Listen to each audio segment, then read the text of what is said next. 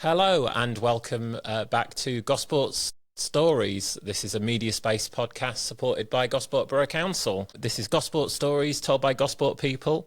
Our aim is to record and share conversations about our community, heritage and culture. We are here at the Media Space, which is a new podcasting studio and media hub located in heritage buildings in Priddy's Hard. And today I am honoured to introduce you to a good friend of mine, Lucy Grodie. Welcome, Lucy. Hello, thank you. Pleased to be here. Cool. So a bit of background, Lucy, you and I know each other because we help run the annual Gosport Marine Festival, and that is run by an organisation called Portsmouth Harbour Marine, and so that's how we know each other. But your background is very much more kind of sailing, sail training and stuff like that. Do you want to say a bit about that? The question is, you were introduced, if you were meeting someone in Gosport for the first time, how would you introduce yourself? Okay, thank you. So yes, I've been running the Gosport Marine Festival with the help of a lot of other people for the last 2 years. I suppose at the moment that's what I'm most known for in Gosport. My background is very much sail training, as you said. So I came here, I'm an incomer to Gosport. I've been here since about 2007 off, and I'm a sailor, essentially. That's, if you had to describe Lucy in one word, that's probably what you would say. Cool. Well, that's a good introduction. So the best way I like to say, well, we've got an opportunity later to talk about projects like the Gosport Marine Festival, other things that I know you're involved in. So we'll go on to talk about that exciting stuff, and please do tune in for that and check and hold on for that. But I think the best I like to do is start off by talking about yourself and your journey and story. And so it's very interesting. It's key there, you describe yourself as a sailor. And I suppose my first question is, what's the origin of that? When did you first kind of see yourself that way? So it's a funny one, and I think it took me by surprise and a lot of my friends also. So I grew up in a small village in the Black Forest in Germany, absolutely nowhere near the sea. No sailing in my family, none of my family members sail. And I wasn't a particularly sporty kid, often the last one to be picked.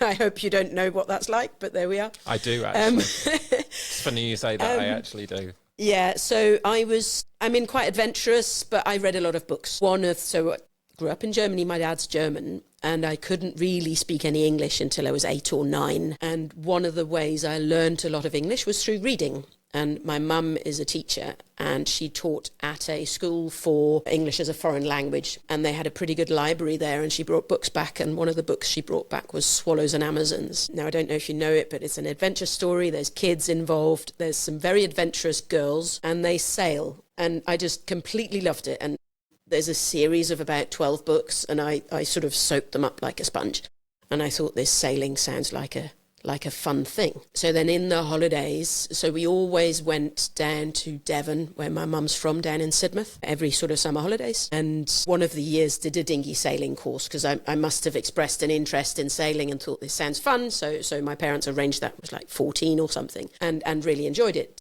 Did some dinghy sailing, really loved it. And then the thing that really started the sailing off was that we had a school trip. So there was a school trip arranged by a teacher in the Baltic for a week when I was 15 on board a tall ship. So a big square-rigged sailing vessel. So there was a group of about 20 of us that went for a week on board this huge, big 3-masted boat. And how old were you? Remind me how old? About 15. Okay, so the next year after the dinghy sailing in Devon. Yeah. Right. And just completely loved it. Then a few following years, I then, on my own initiative, sort of went on similar trips on larger vessels. And then I found out about the tall ships races, and that was me, basically. I guess we'll come to that, but that sort of defines the rest of my life and career path. Wow. Really. No, well, that's that. Yeah. And it's really interesting to know that. I didn't know that about you. So that's, so the Swallows and Amazons is a kind of genesis, and then through to dinghy sailing. And for context, because just to make clear, I am not a sailor. So even though I've helped out with Marine Festival, that's more me kind of bringing my community activism and events background and marketing background. I had no idea what dinghy sailing is, and we should probably demystify that for anyone that's listening. So dinghy sailing is more the kind of 1-2 person things. So it's that you don't live on board. So they're just open, there's no cabin, and they come in all sizes. I mean, there are some for single-handed people, there are some for more. So I first learned in what's called a wayfarer, which can fit 3 or 4 people. So we had an instructor and my brother and I. And they're very much sort of short day trips, go out for a couple of hours and come back in. You don't sleep on board, you don't cook on board. But they're what a lot of people learn in. And linking it to the Marine Festival, there was dinghy sailing on the Cockle Ponds, the boats with the very colourful sails. They're called optimists, and they're very popular to start learning to sail with some really quite little kids in. Right. Yeah, so it's really accessible. I know that there's lots of clubs in Gosport, but notably Stokes Bay Sailing Club, That's right. And then there's St Mary's Junior Sailing Club in Alverstoke, isn't there? Yeah. So yeah, that's dinghy sailing, and then this tall ships thing. We've had this conversation before where I've gone, what is a tall ship? So there's a slightly contentious thing. So it's not, but I'll explain it. There is actually no definition, and there are some vessels that call themselves tall ships, and you might look and think, well, it's not that tall really. But a square rigger is basically, so it's the totally other end of the scale. It's the largest sailing vessel you can possibly get. It's Cutty Sark. If you think of Cutty Sark in London, it's Warrior over in Portsmouth. So large vessels, several masts, couple of hundred crew on board. So when you think of that big ship with sails, that's kind of really what we're going for. Yeah. Okay, cool. That's good to demystify. So yeah, and I guess, so the follow-on question from that is, what ended up bringing you to Gosport? Okay, yes. So I became a sailor. So I was hooked. This is what I wanted to do. Because I'm half English, I came over here for university. So I actually did a degree in oceanography at Southampton University. Guess because I've always quite liked sciences and I wanted to be near the ocean. So that's why I chose Southampton. And it was only after university and I had in the summer holidays taken part in tall ships races that somebody pointed out you could in fact get paid to go sailing, which I didn't realise beforehand, because a lot of the organisations I sailed with had volunteers. They had real jobs and they came and sailed as a volunteer during the holidays. But then I discovered that you could in fact get a job as a sailor, so I went to get my qualifications at UKSA on the Isle of Wight. UKSA is UK Sailing Academy. Okay. It's one of the largest sailing schools in the UK. Over on the Isle of Wight? Yes. I think I've done a little bit of sail training because I thought I'd better get up to speed. And they have, is it the river up Yeah, Cowes? it's up the Medina, so inland from Cowes. And it's one of the largest sailing schools in Britain. And the reason I chose to go there is I already had quite a lot of experience, but everyone I asked for a job essentially said, you must get the qualifications. And they offered a sort of fast-track training that takes about 3 months. And then you end up with your yachtmaster, which is what you need if you want to skip a yacht. That Royal Yachting Association, the RYA, administer that, don't they? It is, and that is, so we talked about dinghies, we talked about tall ships, yachts are in the middle. So a yachtmaster allows you to skip vessels up to 24 metres. So again, if you were at the Marine Festival, the Tall Ships Youth Trust yacht that was down near the lightship that was open for viewing, that's about the maximum you can skip her with a yachtmaster. She's 22 metres. And for context, I suppose, if you know the marinas in Gosport, the majority of the vessels that are in the marina are either yachts or powerboats, right? So we're talking about those kind of size vessels, aren't we? And I think almost all of them are that size, under 24 metres, which is what you can... There are no rules in the UK about if you have your own personal boat, you don't need any qualifications. You just go off and sail. But if you want to work as a paid skipper, then you need the... And I suppose that was what you found. You went from, this is a great hobby and a great pastime and I'm really passionate about it, to this is something I could actually earn a few quid at and be employed in. Yeah. And that was the point where it was like, well, you need your certificates. You needed to be a yachtmaster, basically, was it? Exactly. Okay. And then I worked for about 10 years within sail training, various size of boats, various organisations. And my last full-time sailing job was with the Sea Cadets, who have their offshore training centre is based in Gosport at Fort Blockhouse. So I skippered one of their yachts for 3 years, and that job was based in Gosport. So that's how I came here. So it was the Sea Cadets, really, that... Yeah. that brought you here in the end. Yeah. That's amazing. And I suppose the question really in my mind is, so you're a yacht master and you said that you went into sail training. Yeah. But I suppose there's other people, to my understanding, who get those qualifications for other reasons. They might be doing charter work, or they might be crewing all around the world, or things like that. So what was it that took you specifically into sail training? So I understand you were basically then teaching other people how to sail. Right? Yeah, so I use sail training slightly differently. So when I say sail training, I don't mean learning how to sail or teaching people how to sail.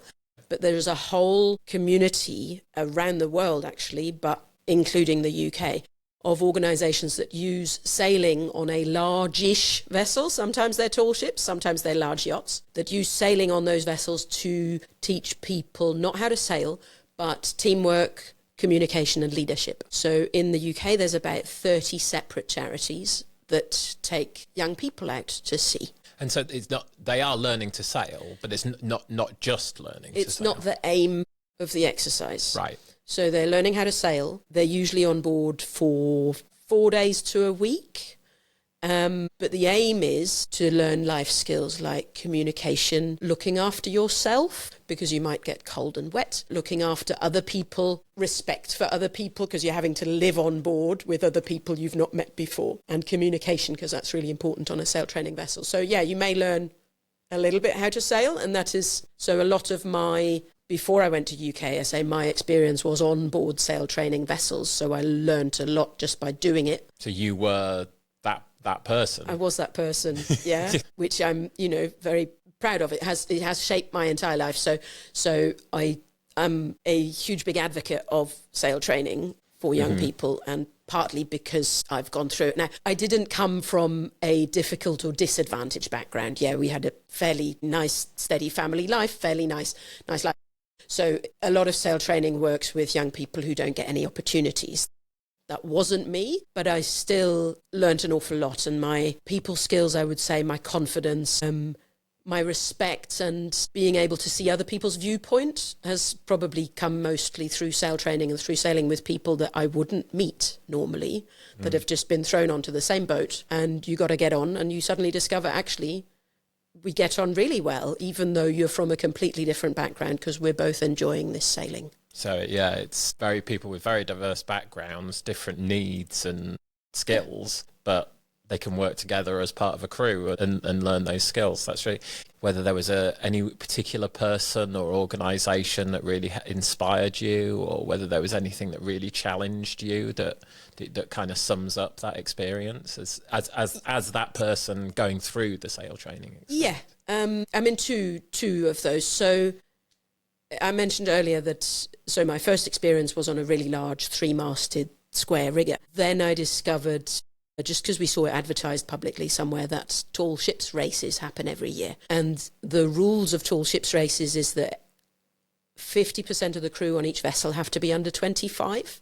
So it's very much a youth event. And I decided I want to do this. And I wrote away to the organisers and said, how can I get involved? Of the race? Yeah, right. the race organisers. Yeah. How can I get... I wasn't so shy, but I actually wrote letters in those days. How can I get involved? Back in the old days. They sent me a printed brochure by post and said, these are the organisations that take part. So I wrote to all of them, and I liked the sound of one of them, which is actually fairly local now, interestingly. It's called Morning Star Trust. So at the time, they were based in Chatham on the Thames estuary.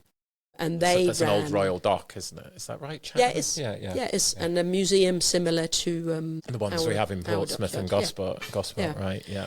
And they took part in the tall ships race, and it was a 62-foot gaff ketch, so a 2-masted traditional vessel. Gaff means it's got a wooden boom at the top of the mast as well as the bottom of the mast. Okay. So the sail is kind of square. Right. Draw you a diagram if you like. Well, I'll take your word for it. I'm kind of trying to build a mental picture, and I hope everyone at home is as well. But I think I'm following it. So it's a more traditional type of rig, and the idea is the reason why Morning Star used that type of vessel was that it needs more teamwork. So as I explained, the whole point is that you're working as a team and communicating. And tall ships and sail training vessels are good for that because they need a lot of people to work together. Yeah. There's, of course, ways that you can automate your winches or have roller furling or what have you to make less work. But almost the entire point of a sail training vessel is to have more work, so that you have to work as a team. You can't manage it by yourself. You have to communicate well and that sort of thing. I suppose a follow-on, does that mean that often they're keeping traditional ways of doing things alive that are now on a modern, if you've got a big modern yacht, like you say, you just press a button and things happen? In some cases, so some of the sail training vessels around the UK are 100 years old. So you've got Jolly Breeze, which is based on the Hamble, but you see her quite often in the Solent with red sails, sort of black hull, bowsprit, red sails. She is 112 years old now. Wow, okay. Yeah. And there's another one that is quite often based in Haslar Marina called Queen Galadriel. She's a bit younger, but I think she's from the 30s. So yes, in some cases, traditional vessels are kept in use through becoming sail training vessels. But there's also quite a lot of, so the Tall Ships Youth Trust boats were built in about 99 or 2000, so they're much newer, but they still need, because they're quite powerful vessels with big heavy loads, so you still need lots of people to pull. Yeah, and I think that'd be a really cool avenue to explore in a minute, is kind of heritage as well, because I know that's one of your big passions as well. But I'm really keen to really hammer home the kind of connection to Gosport and the opportunities that Gosport has before we do that, because whilst it's great to talk about sail training and the vessels and stuff like that and your story, I'm keen to bring it alive as something that is very Gosport based.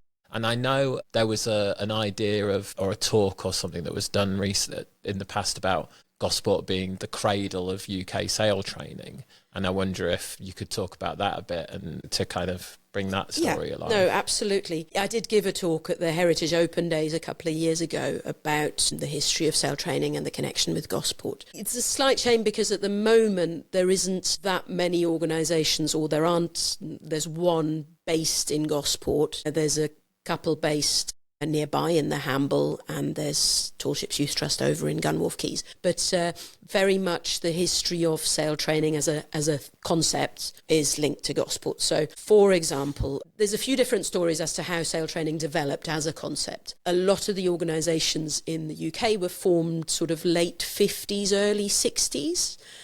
Potentially linked to the decline of the National Service. I don't know exactly when that finished.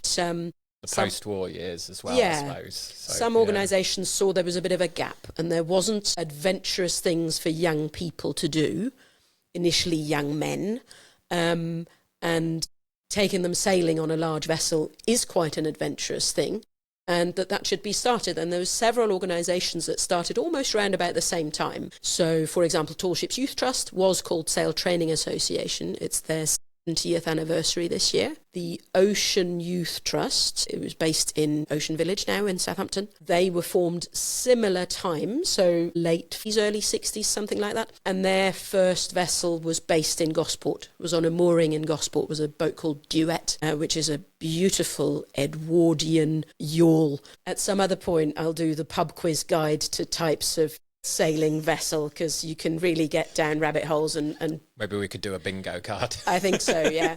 Different types of vessel. So Ocean Youth Trust had Duet that was based here, and there was also what's now called the Rona Sailing Project on the Hamble. They were initially called the London Sailing Project, and they also had their vessel based in Gosport in the 60s. So it was all very much happening here. There is in fact a road in Gosport named after the Rona Sailing Project. There's Rona Place, which is sort of opposite the Castle Tavern. It's one of the sort of car parks on that side of the road. So near the ferry terminal.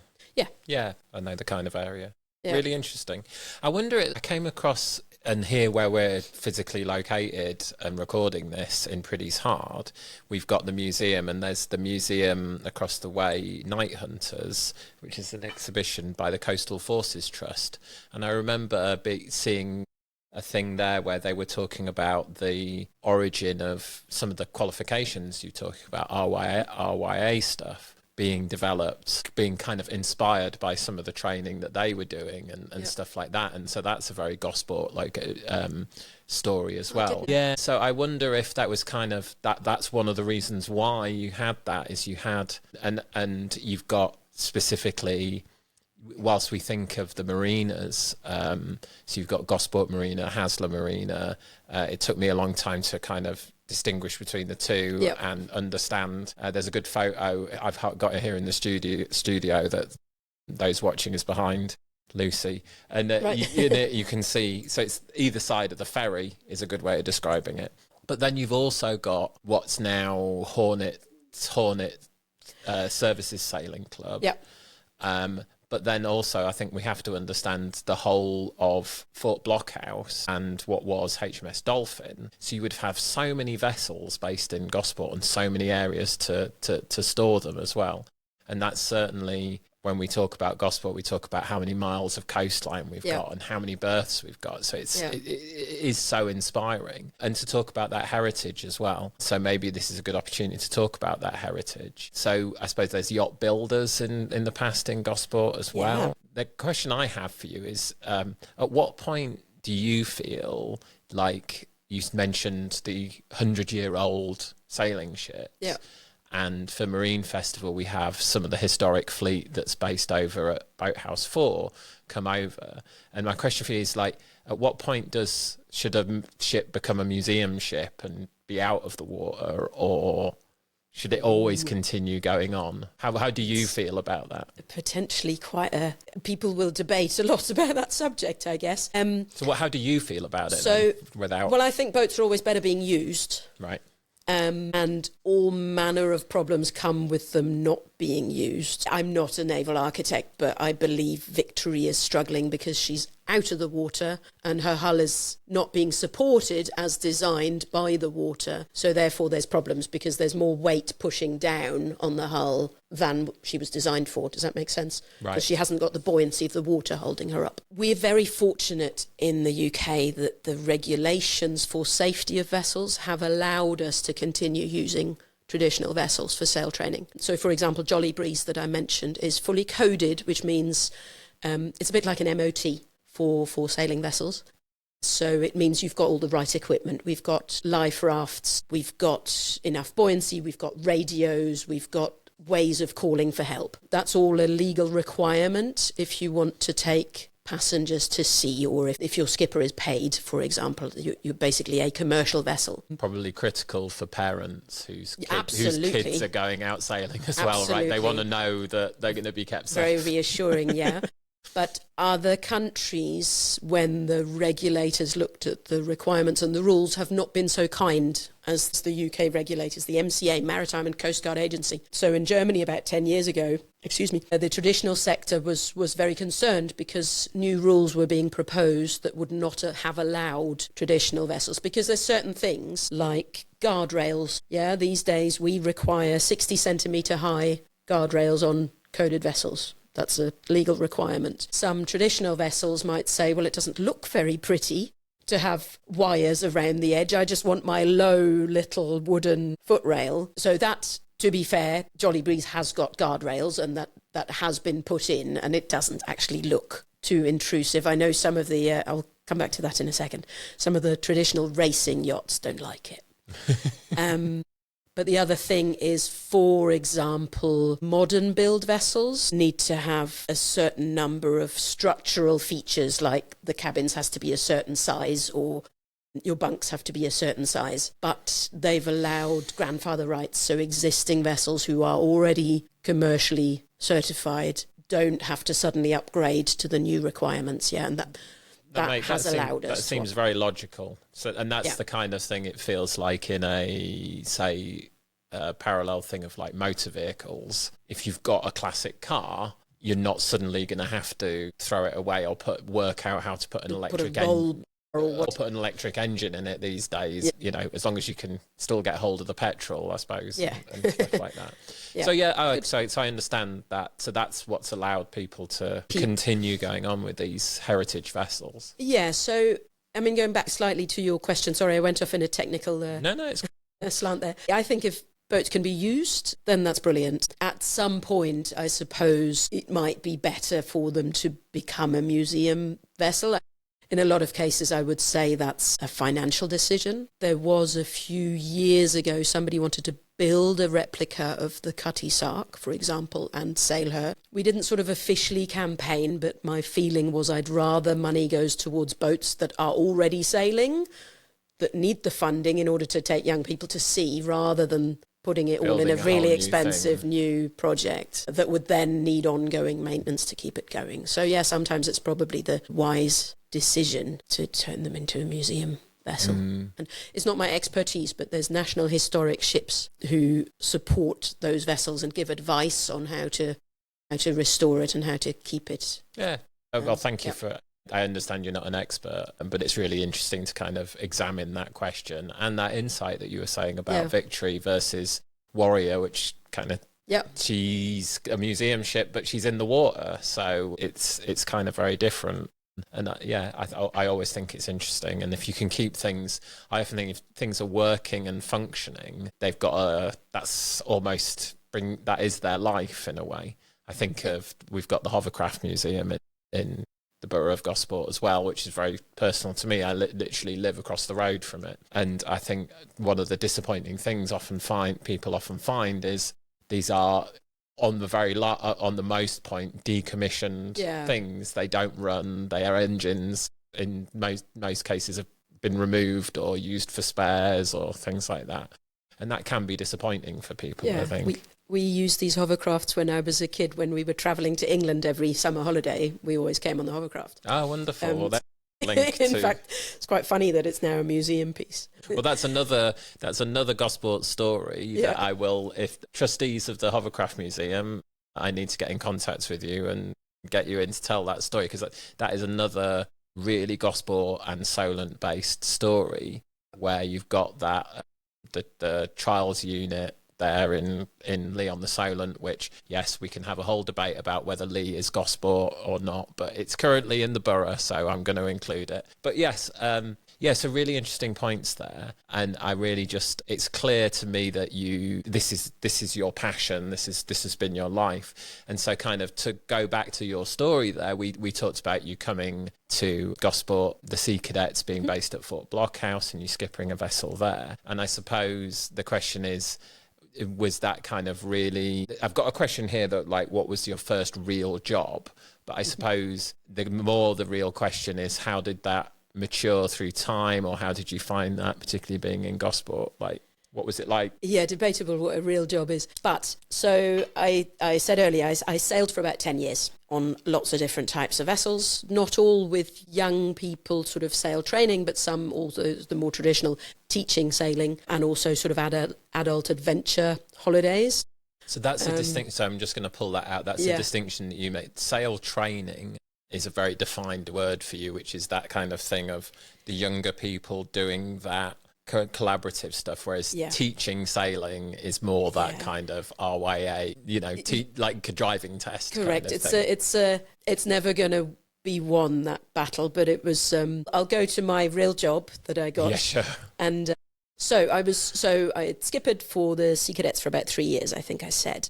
And Sea Cadets, as well as the 30 other charities around the UK that do sail training, are members of an umbrella body, a sort of trade association, essentially, for sail training charities. And that's called ASTO, Association of Sail Training Organisations. Okay. And they were based in Gosport. There's another excellent link with Gosport. And they were looking for a general manager. And I decided it was about time to come ashore. Sailing is brilliant. It's not great for your personal life if you're always away. I've seen loads of the world and had amazing times, but this came along just at the right time. So I got the job as the general manager of the Association of Sail Training Organisations. They had an office just across the Millennium Bridge there in Clarence Yard. Okay, yep. And that was a real job, office-based. More conventional, I suppose.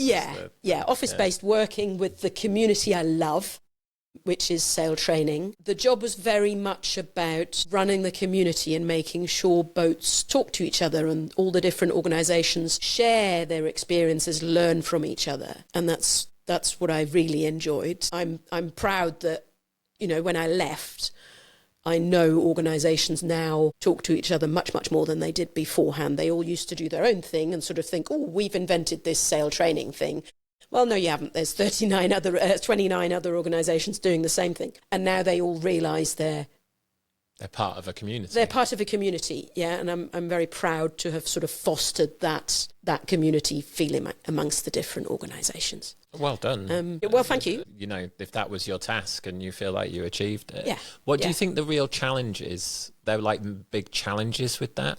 It was many different things. So some of it is regulatory. So we talked quite a lot to the MCA who make the rules about they're going to change the rules. Okay, we have to lobby them to make sure that it doesn't make it more expensive for sail training charities. If they suddenly decide we need twice the number of life rafts than we needed before, then, you know, we'd argue against that. Now, I want to make very clear that sail training is extremely safe. The people that run it are some of the best seafarers you will ever come across. Yeah, they're very, very professional. They always have safety at the top of their minds because we're taking other people's children to sea. There's nothing more precious than that. So they are extremely safe. I am not arguing against safety, but I am arguing against additional bureaucracy or cost that doesn't actually make you any safer. So there was some of that. And we had huge help from the RYA, who would also lobby on behalf of the wholesale training sector with the MCA to say, do you know what, is this thing really necessary? What problem is it solving exactly? And could we solve it some other way? Yeah, I can see that because I can understand that if you're just purely thinking about regulations and safety, if you're the person who's doing that, you're going to say, well, this is going to make things safer, let's do it. And you're not necessarily going to think about whether people can actually, how easy it is for people to implement that. And so if you're there to say, well, yes, we're all for safety, but if you do that, then no one's actually going to be able to afford to do it and you're going to put us all out of business. Exactly. Then can we go about it a slightly different way or a phased introduction or things like that? It needs to be that back and forth. Yeah, absolutely that. So, yes, the RYA were very, very good. And the chair of ASTO at the time that I was there was a past manager of the RYA training scheme, so he enormously experienced, knew everyone in the sailing world. Basically, if anyone's got a yacht master, he signed their certificate. That was his role. So he knew everyone and was extremely useful and was not shy of going to the MCA and saying, this isn't going to work for us and can we change this? So that was part of the job at ASTO. The other part I've already mentioned was getting all the different organisations to talk to each other. And that was the bit I was really interested with, the challenges, because for me it's a lot about one of the things I love to do, or actually my mission in life, is to bring people together into commonality and understanding and stuff like that. And so I'm interested what I can kind of glean from you in that, in particular with there wasn't a particular skill to it, I suppose. The main thing was that I made sure I knew all of the organisations very well. So I would talk to them all, I'd go around and visit them, I'd have phone calls with them, and then made it clear to them that I was always available for any questions. I don't know the answers to everything, but I have time to research it, or I could go to the RYA or the MCA and find out the answer. But I will also know if someone else has had a similar problem. So if someone comes to me and says, you know, I'm having an issue with recruitment, how do I solve it? I would say, well, I don't know, but I know that this other organisation over here had exactly that same problem. You can put them Why don't together. you talk to them? Right. Yeah. I think you're being overly modest. Because actually, in order to do that with, I think you said 30 organisations, that's a very skillful. Maybe. I think the communication skills, the management skills, to be able to do that. And it might have felt like second nature to you because it was your world. And then maybe but still, I think that's very skillful, Lucy. I have to call you out on that. Thank you. I mean, possibly digressing slightly, but I do think an awful lot of my skills as a manager or running a charity were learnt through sail training. So communicating, leadership, decision-making, because if you're a skipper of a boat, you have to make decisions. You can't dither, not just in an emergency situation, but, you know, for example, one of my first skippering, so my job was mate on a 80-foot boat up in Scotland. Sorry, what does mate mean? Mate is co-pilot. Okay. So I was the second person. In addition to the skipper's the skipper is the master of the vessel, and the mate is the first officer. The co-pilot is the best way of Deputy, describing the second it. in charge. Yeah, gotcha. Yeah, second in charge. So that was my job. But on that particular trip, they had allowed me to skipper. And suddenly you have to learn that it's not as easy as it looks. So we're having a beautiful sail up in the Scottish Isles, and the engine's off and we're just sailing, and it's lovely and peaceful and wonderful. But I'm looking at the tides and the weather and the boat speed we're doing, and we're just not going to get to the anchorage by supper time, which was the plan. So you have to make the very unpopular decision to turn the engine on and get the sails down. But it was the right decision, because otherwise we wouldn't have got there for supper. You know, it's very much a sailing example, but I used that in running the charity. And, you know, sometimes you have to make those decisions rather than prevaricating, and everyone's not making a decision. groaning and moaning because you've told them to take the sails down and put the engine on. Yeah. But then they would have been groaning and moaning if they didn't make it in time for dinner. They very much would have, and got grumpy and, why is it midnight and we're still not there? So that was a very good lesson, and definitely something you can take into managing an organisation. And I'm hearing your message there, that there are lessons in sail training and in that world that not just young people, but people can take into their daily lives. And I think that's a perfect spot for us to take a short break, because it's a really good place. Yeah, just a really good summary of it. And when we come back, we'll be talking about more current projects. We'll go deeper dive into Gosport Marine Festival, some of your other commitments and other projects that you're doing, including the Bole project. Yep. So we'll come back to talk about that very soon. So we're going to take a short break. Please do rejoin us very shortly. Thank you.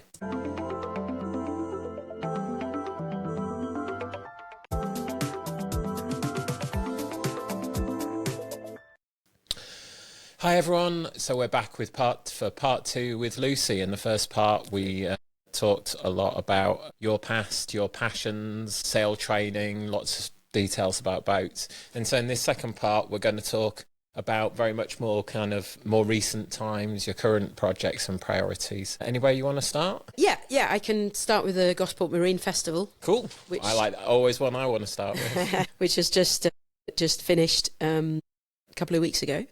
So I was in Gosport working for Asto.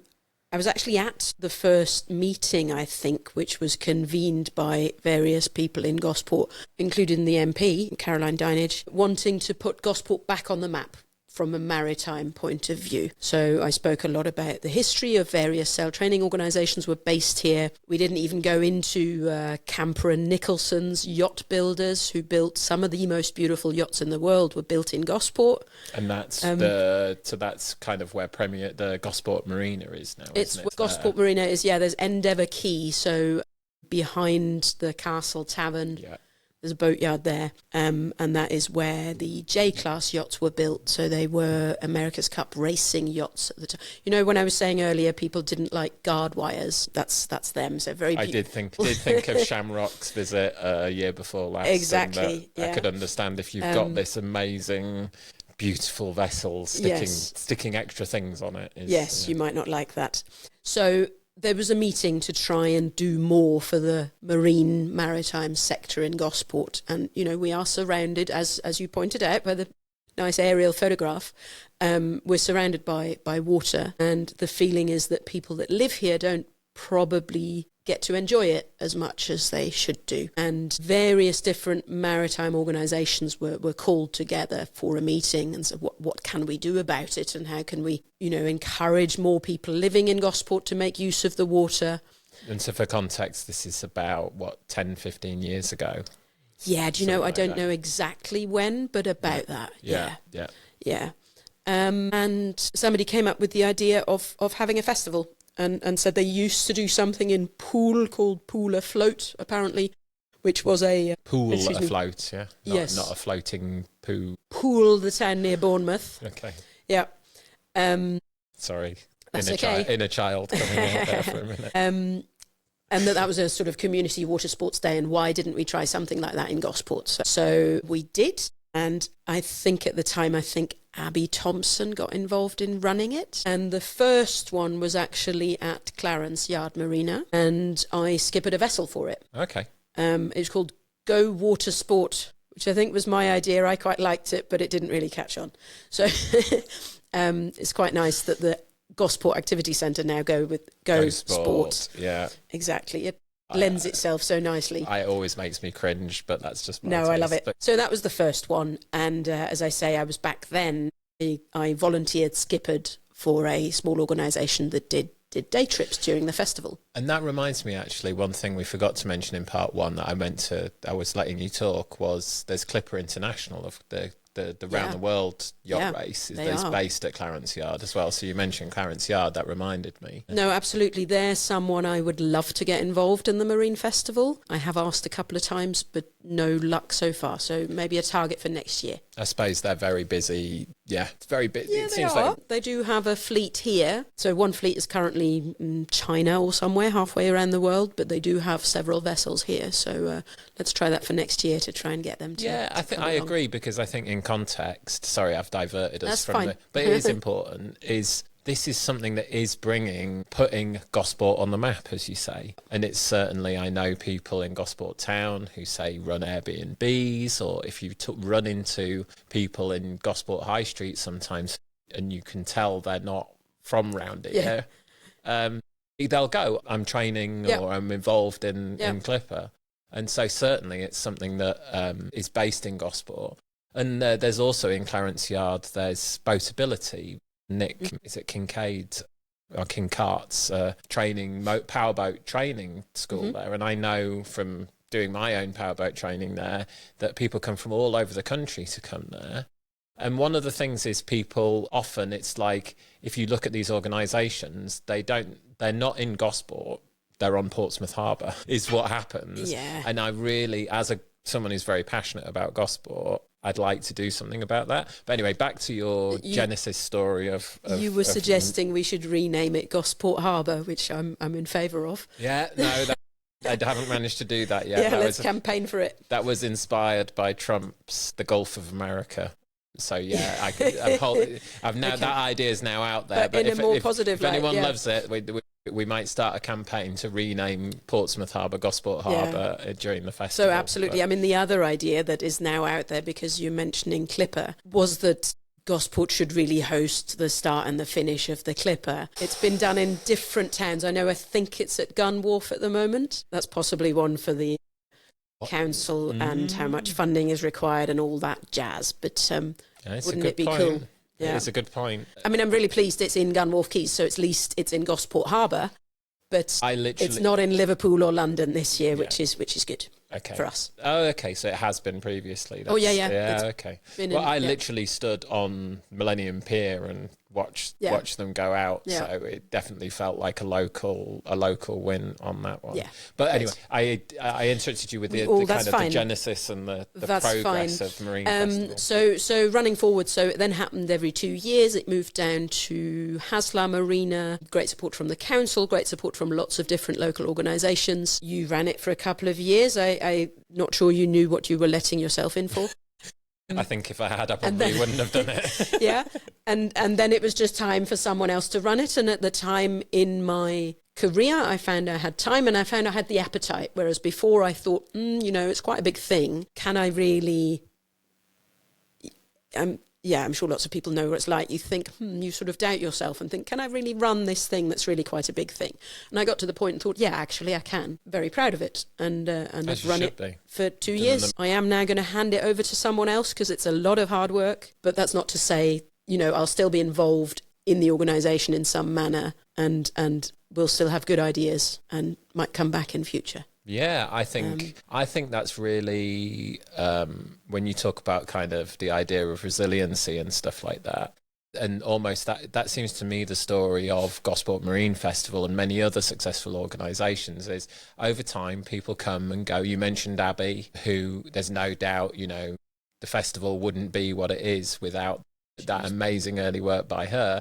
But then there came a point where she had to let go and hand over the reins to other people, and that doesn't mean that she doesn't care about it. I know, having spoken to her about it, she's incredibly still passionate about it. but she can't give it. She's got other things on her plate. And you turned it into an annual event rather than an every 2 years, which I think was a very good move. Sorry about that. It increases the workload, but it does keep it in people's minds, and people remember it and think, oh, look, it's always the week before half term. You say that, it might increase the workload in terms of frequency, but my strong feeling was that it actually reduces the workload in the long run, because and I think we've seen that the 2 years I ran it, the 2 years you've run it, the progress that we've made in terms of the organisation, and people now know what's going on, they can plan ahead. I was so gratified when there was a moment where you turned around and said, was it Queen Galadriel, where they were going to, you looked at the schedules and they were in Gosport that weekend. Happened to be there, yeah. But I kind of saw it as, because I'd made this judgment of, we're going to announce the dates and make it that annual thing that they were able to see and be there, and so people can mark their calendar. Though it did go slightly wrong this year, where I worked out the date wrong. But let's not talk about it. Well, no. For context, it's good to settle it into as well. It's typically the weekend before the first weekend of half term in May, which is people call Whit Week sometimes as well. Because the bank holiday is very late next year. Right. It's literally the last day of May. Yeah. I think that's why. So it's slightly later next year, but that is the thing. And I suppose this is a question rather than us talking about an amazing job we've done. To my understanding, I think COVID and that kind of shutdown had a really big impact on the organisation, as I think it had on many different organisations. Yeah. So I suppose there's a question for you is, what's your message to listeners, viewers about the topic? There might be people listening who might be saying, oh, I want to get involved. Well, absolutely. So we always need more people to get involved, especially on the organising side of it. So partly why it was a bit of a struggle this year was that, for anyone who doesn't know, it's a completely voluntary role to run the Marine Festival.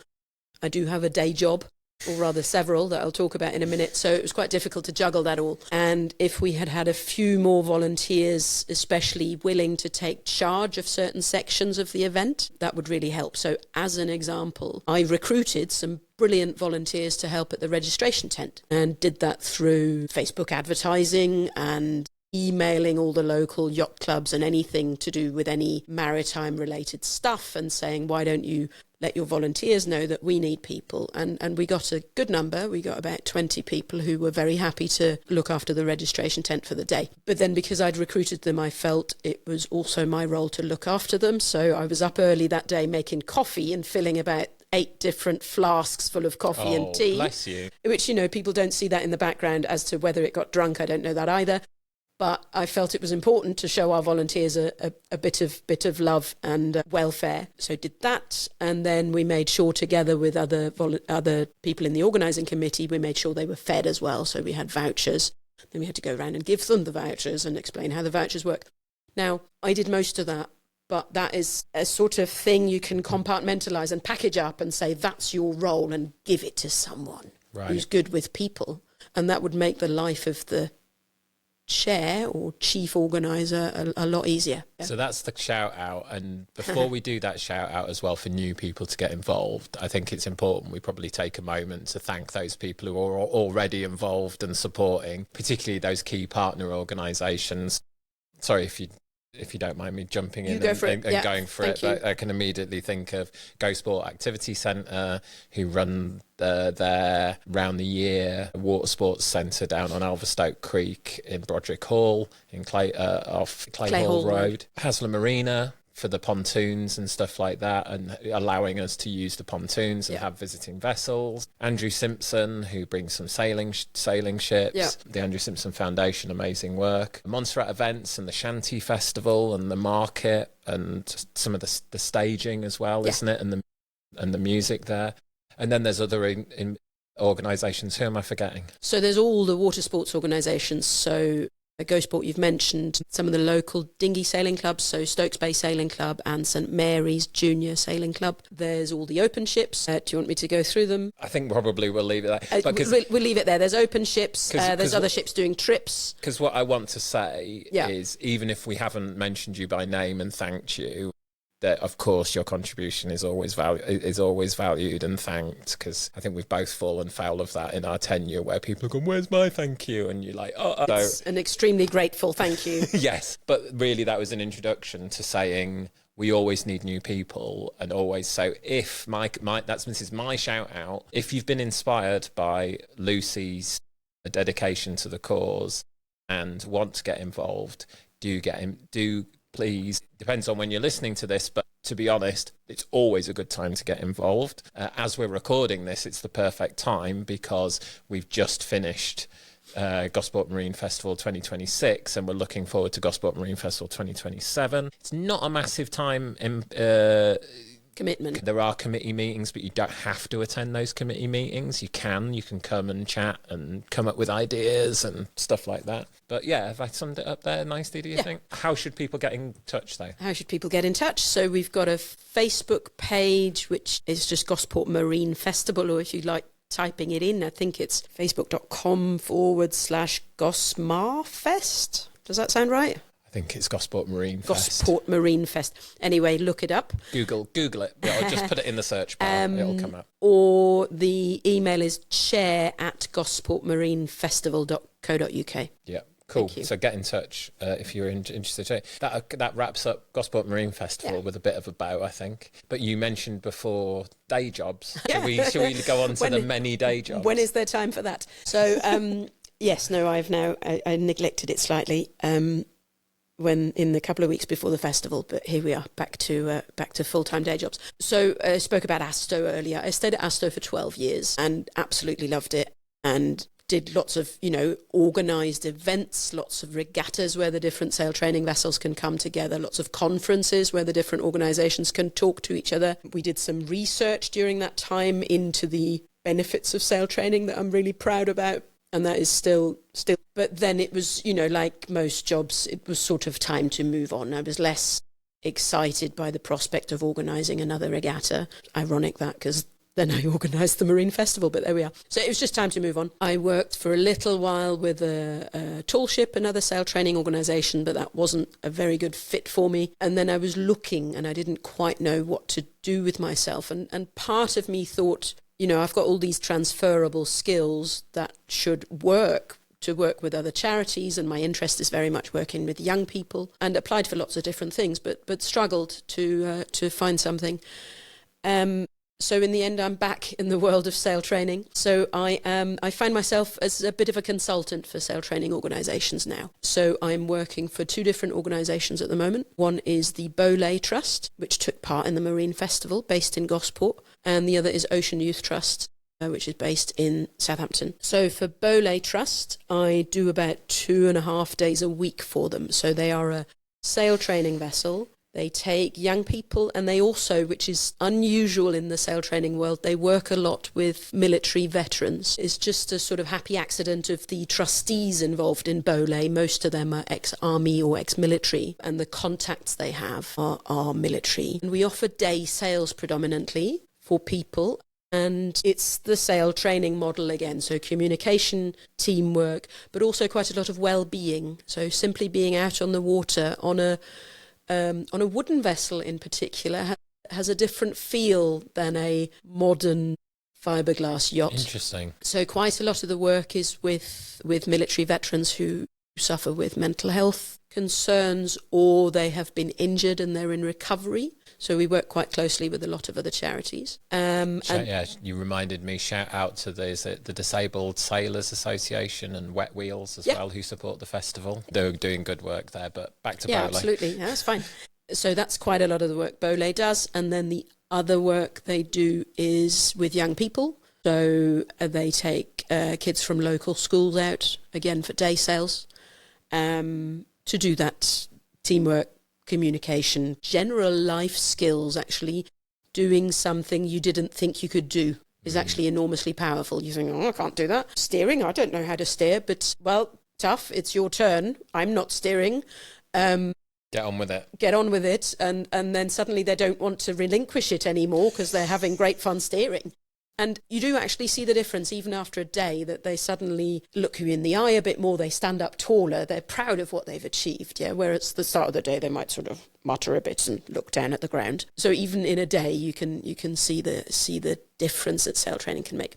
So in short, I'm trying to help the Beaulay Trust find more customers and tighten up a bit on their admin. So they have a lot of volunteer skippers and mates, but somebody needs to schedule those and make sure that on the days we're doing sailings, we have in fact got a qualified skipper and mate on the rota there. So I'm doing a bit of that, recruiting for more skippers and mates, and then a lot of the sort of liaison with the clients as well. So we need booking forms, they need to see our insurance and our risk assessments. It sort of sounds like not very exciting stuff, but it all needs to be done in the background to ensure the charity can work. And I'm the only paid staff member for Beaulay. Everyone else is volunteers.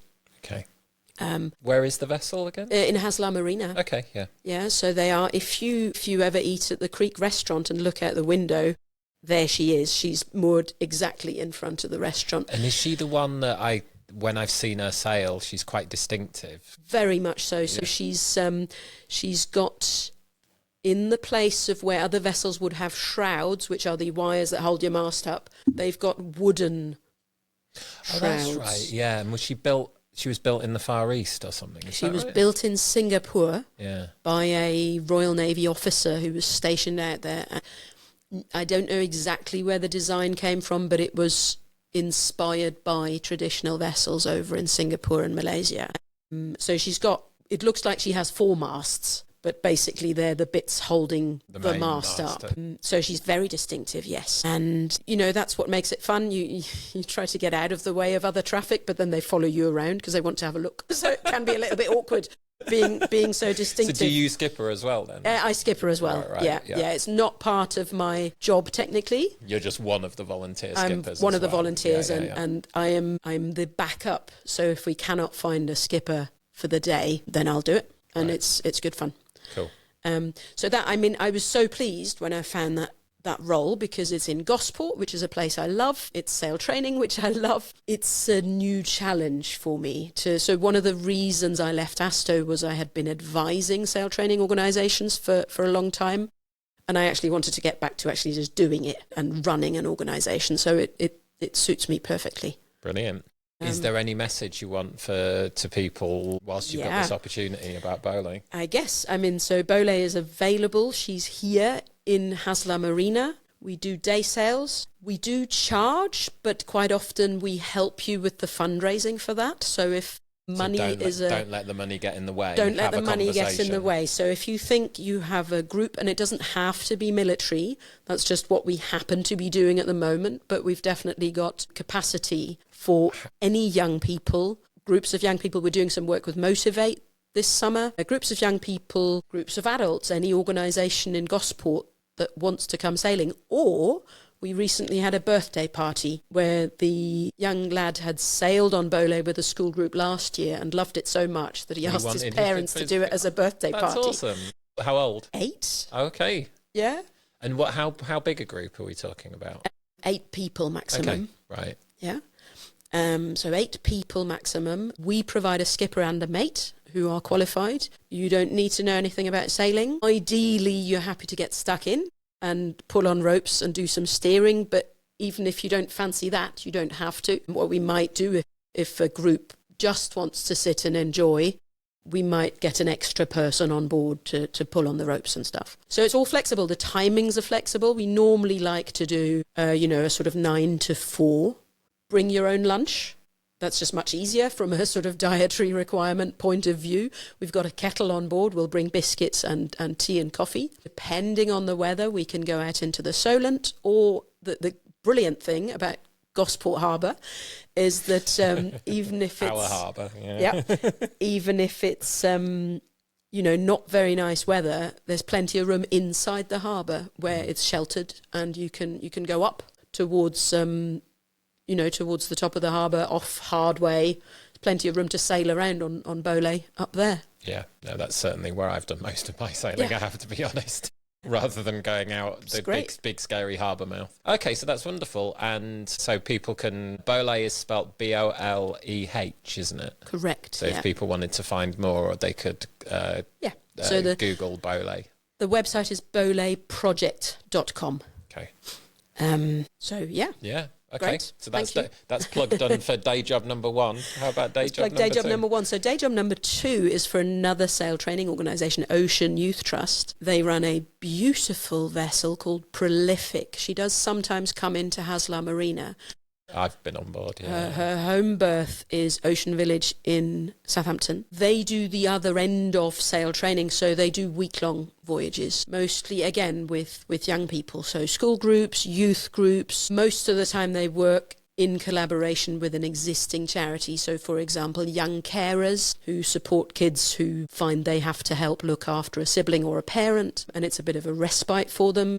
Give them a week sailing sailing, meet other kids who are going through similar challenges, do something nice, not worry about their responsibilities for a while. So that's one big market for Ocean Youth Trust. They do quite a lot, as I say, with school groups and from all over the country. So they have school groups coming down from London to do a bit of adventurous training, and not all schools, but some schools are enlightened and realise it's not just, they're away from the classroom, from their syllabus, but actually they're learning so much valuable stuff. I keep going back to sail training and how great it is. I won't bang on about it too much. No, that's what we're here. That's your passion. Tell us about your passion. But yeah, some schools do realise that, especially for the kids that might not be that good academically, or they struggle sitting still in a classroom, and they come out on the boat and they think, I'm not much good at stuff. And then suddenly they realise they're actually really good at stuff. It's a little anecdote again. I had when I was working for the Sea Cadets. It was quite a rough week, and we had 5 kids on board. Out of 4 of them were being seasick, literally hanging over the side, throwing up. And one kid was looking after all of them and bringing them cups of water and making sure they were warm enough and bringing them a tissue if they'd made a bit of a mess and getting buckets of water to sluice the decks off so there wasn't a mess. This kid was amazing. And then somebody told me afterwards that he wasn't confident in school at all because he just struggled sitting still. So I think this was probably about 15 years ago, and at the time there wasn't as much awareness of ADHD and those sort of conditions, but I imagine he was potentially on that spectrum. The sailing and being on the boat really brought out the best in him. I want to call back here to something that we talked about in part 1, which was we talked about sport and not being picked first or being picked last. And I had really bad asthma when I was a teenager, so I was always in the bottom set. And also I've always been the most uncompetitive person. People that know me now might not recognise that teenage kid, but that's who I was. And so I was always in the bottom set. I was always picked last, and I hated the idea of competition because I hated losing. And I wonder if one of the things I was listening to you there about the kind of the cooperative nature of sail training, is that a thing as well? Because I've got 2 young kids, and I think about, I want them to find something, particularly something physical, something to develop all those great skills. But I wonder if sometimes, if sport, they might not even be sporty. Almost you said, you weren't that, you don't see yourself, you didn't see yourself as not a sporty person, but you are, this is a thing. Yeah. And there must be similarities there, but is it that thing of competition versus cooperation, do you think? I'd never thought of it that way, but maybe that's why I like sail training so much, because it is cooperation. Yeah, how interesting. Yep. And then also, but then there's also the idea of racing as well. It's always felt funny to me that, and I've seen people, I've tried dinghy sailing, and I was like, people are really competitive about this. They're really going for it. And I was like, I do get, not that I've done much yacht racing, but I do get competitive, but you're still in a team. The type I would do where you're on a bigger boat, you wouldn't be sailing by yourself. And people do get really competitive, I don't know, in certain situations. So part of the ASTO offering was that we did regattas for all these sail training vessels, and we always said it's not actually about winning, it's about taking part. But you still get the skippers it gets quite heated, but in a fun way. Yeah. So I do quite enjoy that. So From what I understand about the sea as well is there's the competitive element, but the moment if anyone was in trouble, suddenly the competition would just melt away and everyone would just pull together, wouldn't they? Absolutely. That's something you learn from that. Absolutely. And you know, for the small ships races, as they were called, we gave prizes for best dressed crew. Sometimes we had to invent prizes because there wasn't enough wind, so actually nobody had won. So we had to, you know, most stylish arrival in port, or we just make stuff up. But because it's an event for kids, so the most of the crew, we used to have about 250 kids there, and by kids I mean age 12 to 17. So you know, we made it fun. That's the key thing, making it fun, isn't it? Yeah. It's about making it fun. Cool. Go on.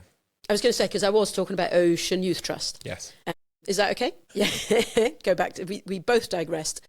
But there we are. So the other day job. So really successful sail training charity, brilliant, beautiful big boat, take lots of young people to sea each year. I'm helping them in the background with getting the framework right, so policies and procedures, which actually I'm quite interested in. It sounds really dull, but at heart, you can tell because I had all the different types of vessel and stuff. I'm a bit of a nerd and I like the detail. And it's really, really important that the framework for an organisation to be successful is in place. So I have found myself, essentially, I'm helping the chief exec with, he knows he needs a policy for this, that or the other. So as an example, quite recently, there's been lots of incidents at sea where the skipper or the person in charge has been distracted by their mobile phone because it's new technology and you've got it and there it is, and you might be scrolling or whatever.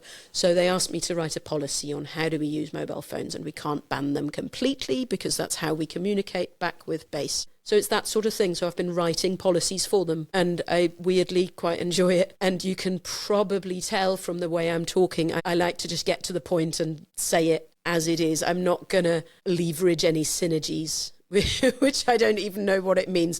But I know there's management speak and stuff, and that is not me. Right. And I think because of that, I can write a policy that a sailor will understand. I won't say stuff that you have to read 3 times and go, I don't know what it means.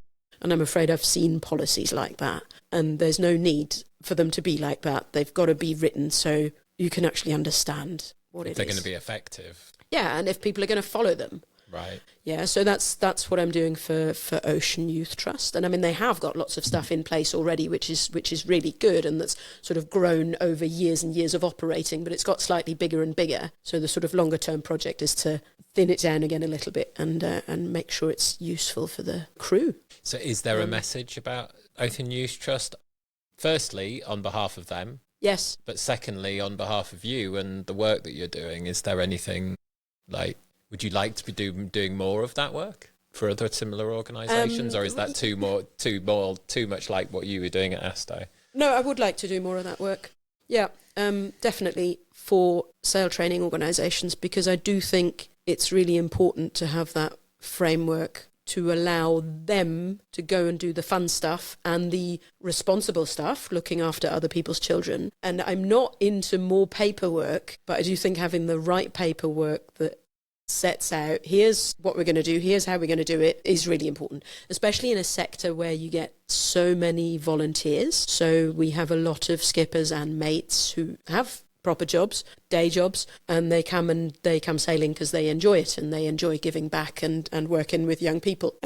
And so if sailing isn't your day job, you need to be able to refer to something and go, aha, I'm pretty sure I know what the policy is, but let's just quickly check it. So that's really important, that it's a usable thing.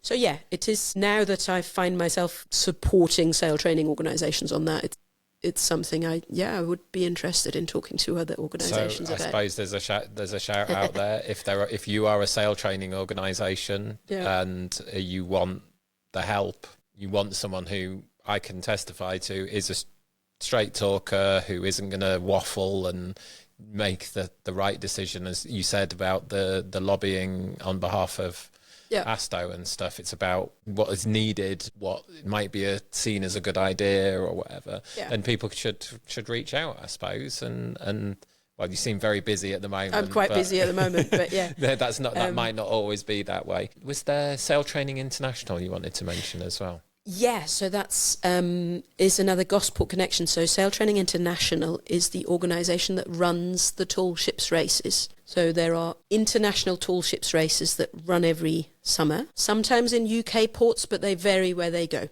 And the organisation running them is actually based in Gosport, which hardly anybody knows, and I'm a trustee of that, so I'm very proud. So that's a voluntary role. There isn't a particular project I'm doing with them at the moment, but as a trustee, as you know, you're part of sort of setting the overall strategy and making sure the organisation achieves what it needs to. So they're based here, again, through the historic connection of Gosport with sail training. Round about the same time that all these different sail training organisations started taking young people out, sort of end of the 50s, start of the 60s, some enthusiasts for tall ships felt that tall ships were going to die out and they were not going to be seen sailing on the oceans anymore, and they thought, let's have a big get together of tall ships, and they started the first tall ships race, which was out of Tor Bay in 1956. So it's 70 years ago this year. And the rather wonderful thing is that since then,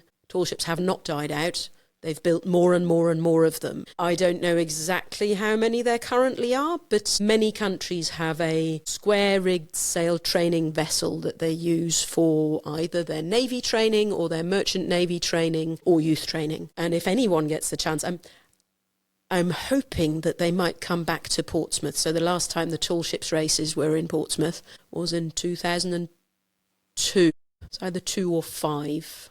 Yeah. So a good 20 years ago. A while ago. And I hope that at some point they might come back again. There's a lot of logistics involved, as in, have we got enough quayside to actually put these ships? Because these things are big. Yeah, so some of these tall ships are 100 metres. So the light ship is probably about 40 metres. Right. So that's two and a half very, size. very big vessels. Yeah. And they need to come into the harbour, I suppose. They can't stay out on the spit. Well, I think actually, why not? Because that's traditionally what naval vessels did. That is right? traditionally what naval vessels did. So the anchorage, Spithead anchorage, it's famous, is here, and it's famous, and it's basically Stokes Bay. Yeah, and again, that not many people know that. Imagine walking down Stokes Bay and just seeing a whole array of Wouldn't it be tall nice? ship. So we did have some. So that's where I'm getting my dates mixed up with 05. So there was the 200th anniversary of the Battle of Trafalgar in 2005, and there was a whole fleet of square-rigged tall ships anchored off Southsea. Why not? They don't have to come into the harbour. Southsea's okay. Stokes Bay and Gosport is better. It's better, obviously, yeah. So anyway, I digress. But Sail Training International, based in Gosport, works worldwide, supports sail training, and sail training in the sense I've been saying it the whole time. So it's not just a UK phenomenon, it's a worldwide thing, that it's used not just for youth training, but a lot of navies use it as well, because they recognise that you'd struggle to find a better way to learn teamwork and respect for the sea as well, actually. Wonderful. Yeah. Well, that sounds like an amazing story. Thank you, Lucy. Yeah, I think we've had a really big insight into what sail training is, how Gosport is crucial, can be crucial to that story, and has been crucial to that story. Is there anything else you want to add before we wrap it up? Any closing thoughts or message to the people? No, other than, I'm an incomer, as I've said, but I love Gosport, and I think lots of brilliant things happen here, and I think there's a lot of people that put a lot of effort into making good things happen here, and long may it continue. Cool. I agree with that as another blow-in. But yes, great one. That sums up a great Gosport story. So just a reminder, this is the Gosport Stories podcast, which is supported by Gosport Borough Council. It's about telling these stories, having Gosport people tell these stories about Gosport and its heritage and its culture and everything that's amazing and makes us unique. And there's a call to action here. There's an idea to you and an invitation to you, Lucy. Originally, the vision for this podcast that I started off was I wouldn't be in this seat. I'd be hiding behind the camera a lot. And so I had really and ahed, and it was kind of getting in the way of thinking who can I get to host it and stuff like that. So there's an invitation if you want it and don't feel under any pressure at all, that, or to anyone at home, if you'd like to see Lucy have a conversation with someone else, it maybe flip over to this seat, no pressure. Or you've just got you can think of someone who you think they've got an amazing Gosport story and you want it told, or you've got someone that. That's the idea with Gosport Stories, is we can capture more Gosport stories. And so if you've got a guest you would love to bring into the studio and have a conversation with, that's the invitation to you and to our listeners and viewers out there. Also, this is a funded project that will come to an end. I can only do so many episodes with what we've got, but I would love it to continue. So if in order to do that, I'm either going to need to get more funding or I'm going to have to get a sponsor or someone to foot the bill. And how people can help is please share. There's short clips from all of these podcasts on TikTok, Instagram, Facebook, YouTube. Please share them, please comment, please subscribe and recommend where you can, because that will really help us demonstrate that there's a need. But for now, that's us. That's Gosport Stories. Thank you so much to Lucy Grodie for being here and being our guest. Thank you, Lucy. Thanks very much. Enjoyed it. No worries. Goodbye, everyone. Cheers. Bye. Bye.